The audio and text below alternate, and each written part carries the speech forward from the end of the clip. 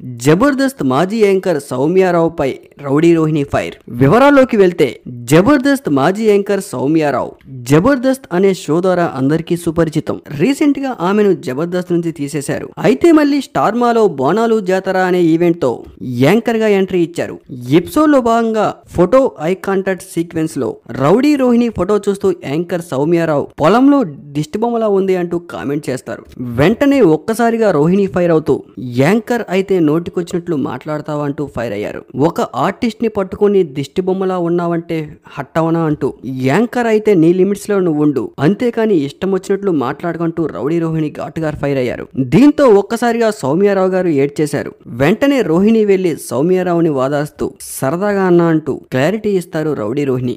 వెంటనే సెట్ లో ఉన్న వాళ్ళందరూ ఊపిరి పీల్చుకుంటారు. అయితే ఈ ఎపిసోడ్ లో ఈ సీక్వెన్స్ చూసిన ఆడియన్స్ అందరూ కూడా నిజంగానే రౌడీ రోహిణి సౌమ్యారావుపై ఫైర్ అయ్యారనుకుంటారు. కానీ ఇది కూడా టీఆర్పీ స్టంట్ కోసమే చేసిందంటూ తరువాత ఈ ఎపిసోడ్ చూసిన ఆడియన్స్ అందరికీ అర్థమవుతుంది. అయితే సౌమ్యారావు డైరెక్టర్ చెప్పిందే చేశానని, అయితే డైరెక్టర్ ఆ మాట చెప్పమంటే నేను చెప్పానంటూ సౌమ్యారావు క్లారిటీ ఇస్తారు. రీసెంట్ టైమ్స్ లో జబర్దస్త్ శ్రీదేవి డ్రామా కంపెనీ షోల్లో టీఆర్పీ రేటింగ్స్ కోసం రకరకాల వ్యవహారాలు చేస్తూ ఉంటారు. అయితే ఇటీవల కాలంలో టీవీ షోలు కొంచెం వల్గర్ గానే తయారయ్యాయి.